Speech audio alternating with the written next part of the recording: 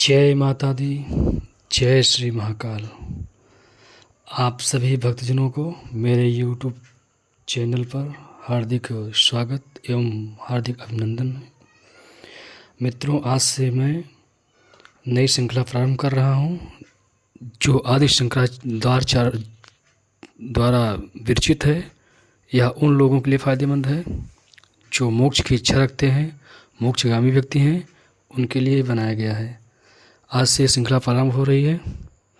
चलिए शुरू करते हैं।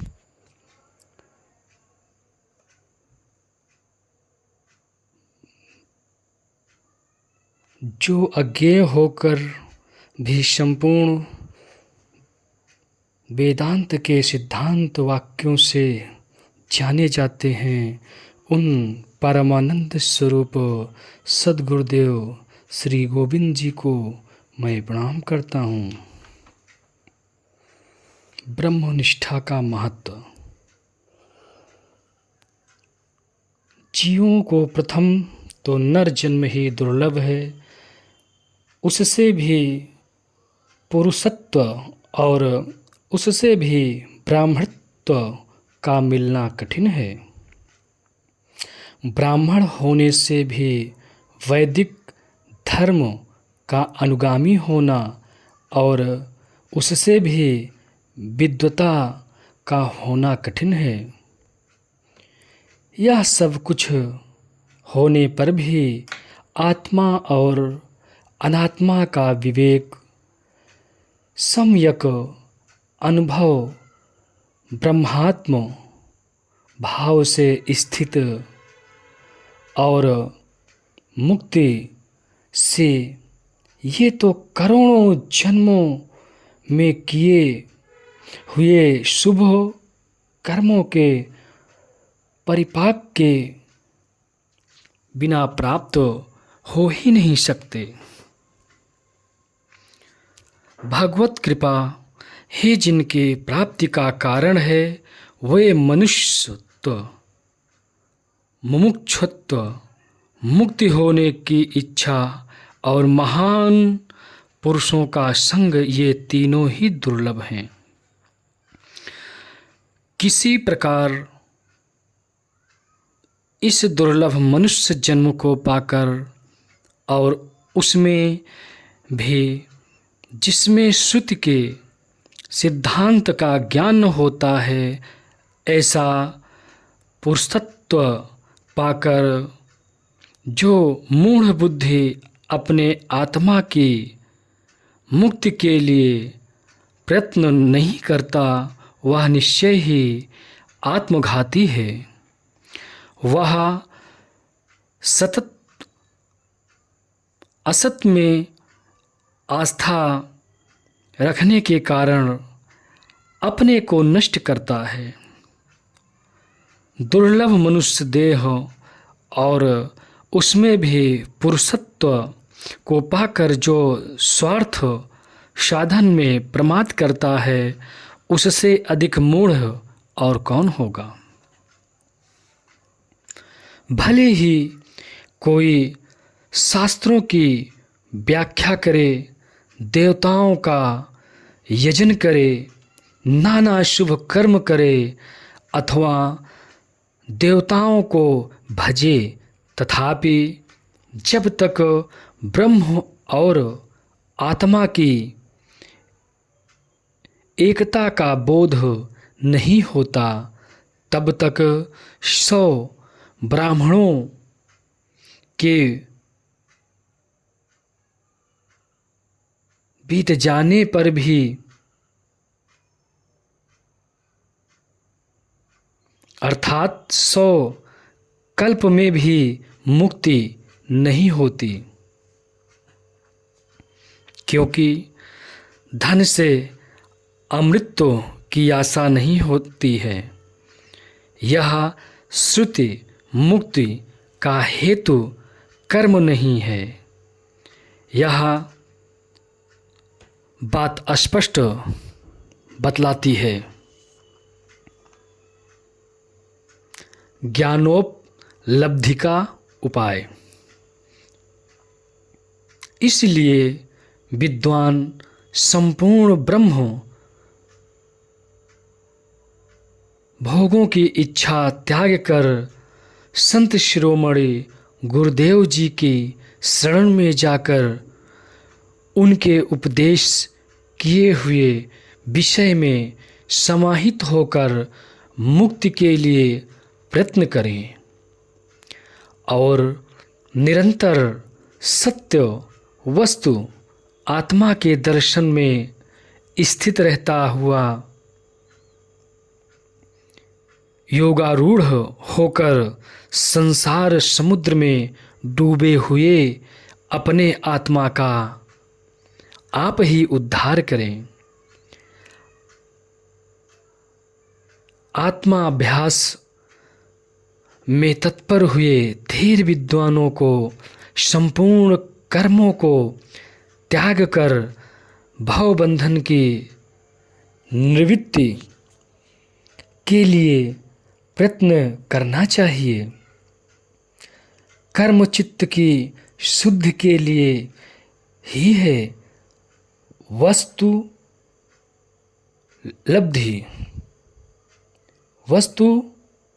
उपलब्धि तत्वदृष्टि के लिए नहीं। वस्तु सिद्धि तो विचार से ही होती है। करोड़ों कर्मों से कुछ भी नहीं हो सकता। भली भांति विचार से सिद्ध हुआ रज्जु तत्व का निश्चय भ्रम से उत्पन्न हुए महान सर्प भय रूपी दुख को नष्ट करने वाला होता है। कल्याणप्रद उक्तियों द्वारा विचार करने से ही वस्तु का निश्चय होता देखा जाता है। स्नान दान अथवा सैकड़ों प्राणायामों से नहीं। अधिकारी निरूपण विशेषता अधिकारी का ही फल सिद्ध होता है। देश काल आदि उपाय भी उसमें सहायक अवश्य होते हैं। अतः ब्रह्मवेत्ताओं में श्रेष्ठ दयासागर गुरुदेव की शरण में जाकर जिज्ञासु को आत्म तत्व का विचार करना चाहिए। जो बुद्धिमान हो, विद्वान हो और तर्क वितर्क में कुशल हो, ऐसे लक्षणों वाला पुरुष ही आत्मविद्या का अधिकारी होता है। जो सद्विवेकी वैराग्यवान सम दमादि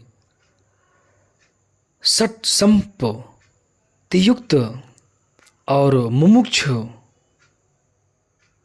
हो, उसी में ब्रह्म जिज्ञासा की योग्यता मानी गई है। साधन चातुष्टय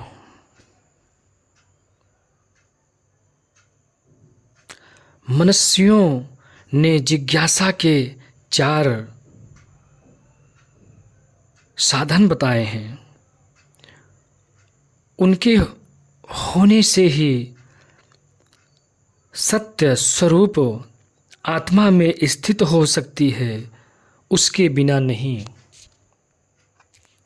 पहला साधन नित्यानित्य वस्तु विवेक गिना जाता है।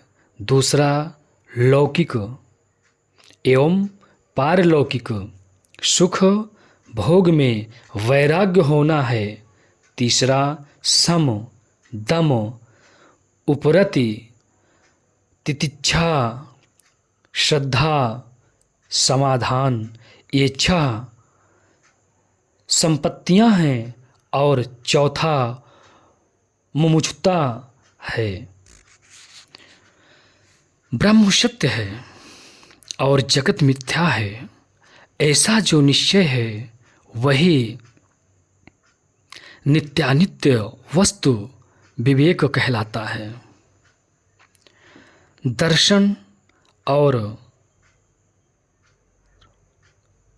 श्रवणादिक के द्वारा देह से लेकर ब्रह्मलोक पर्यंत संपूर्ण अनित्य भोग पदार्थों में जो घृणा बुद्धि है वही वैराग्य है। बारंबार दोष दृष्टि करने से विषय समूह से विरक्त होकर चित्त का अपने लक्ष्य में स्थिर हो जाना ही शम है। कर्मेंद्रिय और ज्ञानेंद्रिय दोनों को उनके विषयों से खींचकर अपने अपने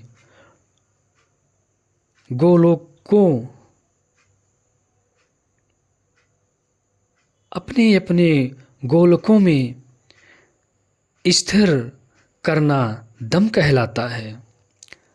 वृत्ति का ब्रह्म विषयों का आश्रय न लेना यही उत्तम उपरति है। चिंता और शोक से रहित होकर बिना कोई प्रतिकार के किए सब प्रकार के कष्टों का सहन करना तितिक्षा कहलाती है।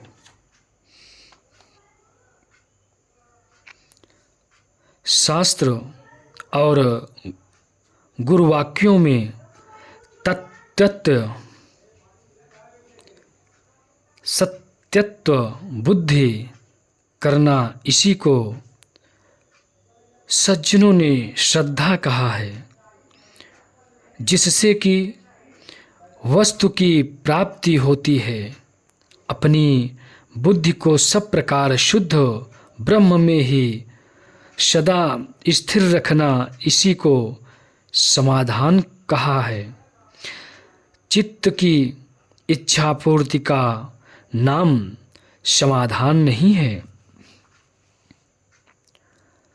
अहंकार से लेकर देह पर्यंत जितने अज्ञान कल्पित बंधन हैं उनको अपने स्वरूप के ज्ञान द्वारा त्यागने की इच्छा मुमुक्षुता है।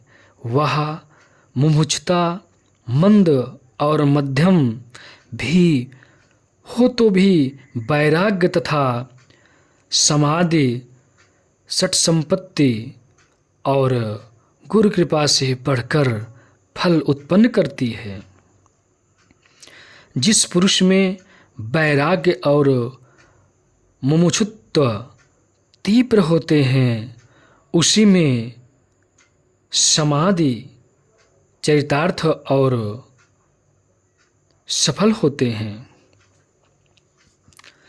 जहाँ इन वैराग्य और मुमुक्षुत्व की मंदता है वहाँ समाधि का भी मरुस्थल में जल प्रतीत के समान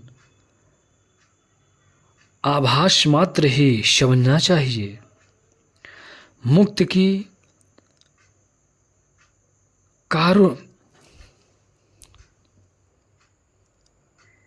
की कारण रूपी सामग्री में भक्त ही सबसे बढ़कर है और अपने वास्तविक स्वरूप का अनुसंधान करना ही भक्ति कहलाता है। और कोई स्वात्म तत्व क्या अनुसंधान ही नहीं है भक्ति है, अनुसंधान ही भक्ति है, ऐसा कहते हैं।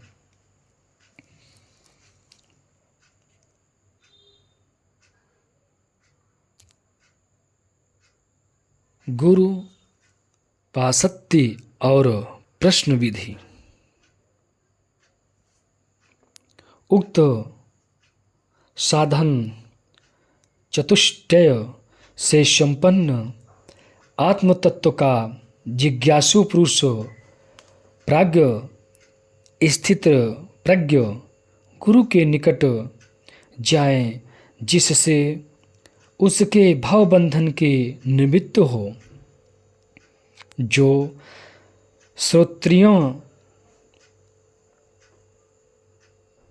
हो, निष्पाप हों,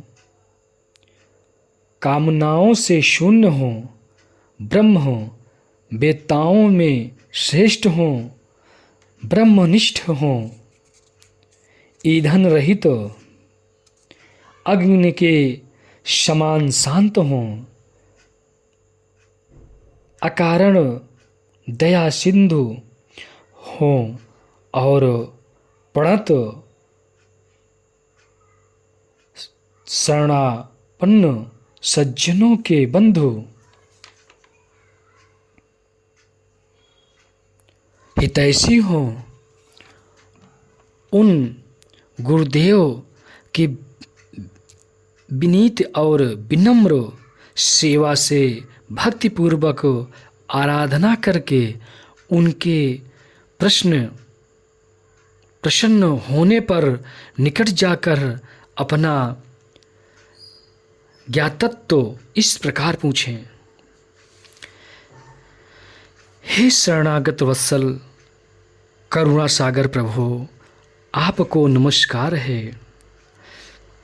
संसार सागर में पड़े हुए मेरा आप अपनी सरल तथा अतिशय कारुण्यामृत वर्षिणी कृपा कटाक्ष से उद्धार कीजिए, जिससे छुटकारा पाना अति कठिन है। उस संसार दावानल से दग्ध तथा दुर्भाग्य रूपी प्रबल प्रभंजन आंधी से अत्यंत कंपित और भयभीत हुए मुझ शरणागत की आप मृत्यु से रक्षा कीजिए, क्योंकि इस समय मैं और किसी शरण देने वाले को नहीं जानता। भयंकर संसार सागर से स्वयं उत्तीर्ण हुए और अन्य जनों को भी बिना कारण ही तारते तथा लोक हित का आचरण करते अति शांत महापुरुष ऋतुराज वसंत के समान निवास करते हैं।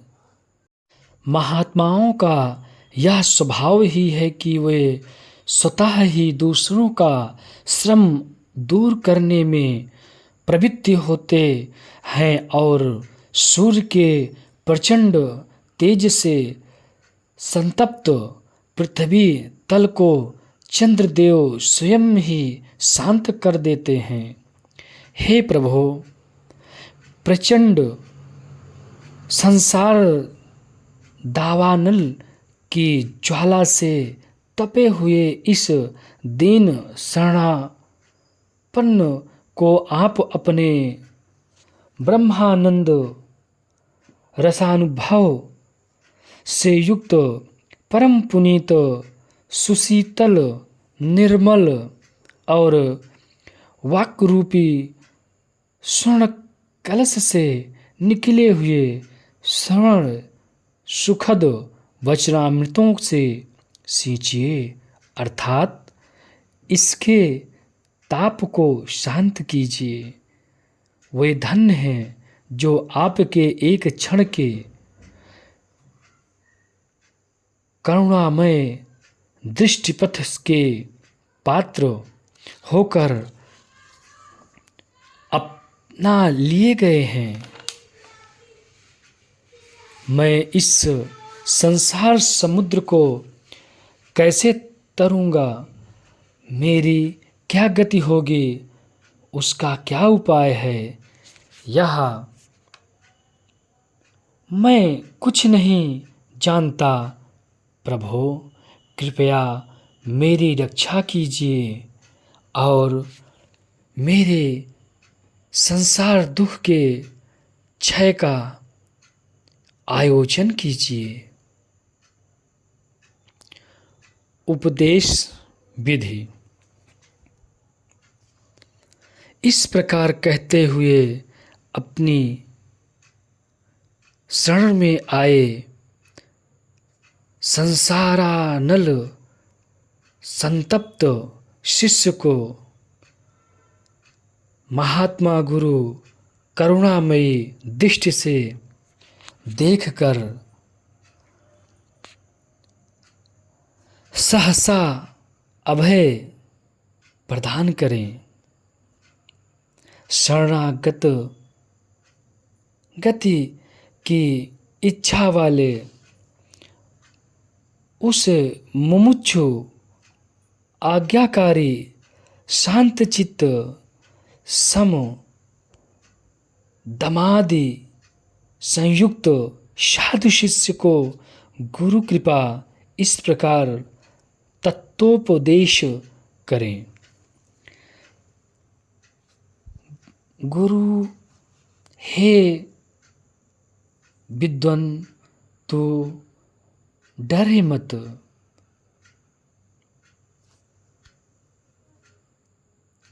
तेरा नाश नहीं होगा। संसार सागर से तरने का उपाय है। जिस मार्ग से यतिजन इसके पार गए हैं, वही मार्ग मैं तुझे दिखाता हूँ। संसार रूपी भय का नाश करने वाला कोई एक महान उपाय है, जिसके द्वारा तू संसार सागर को पार करके परमानंद प्राप्त करेगा। वेदांत वाक्यों के अर्थ का विचार करने से उत्तम ज्ञान होता है, जिससे फिर संसार दुख का अत्यंतिक नाश हो जाता है। श्रद्धा, भक्ति, ध्यान और योग, इनको भगवती श्रुति मुमुक्षु की मुक्ति के साक्षात हेतु बतलाती हैं। जो इन्हीं में स्थित हो जाता है, उसका अविद्या कल्पित देह बंधन से मोक्ष हो जाता है। तुझ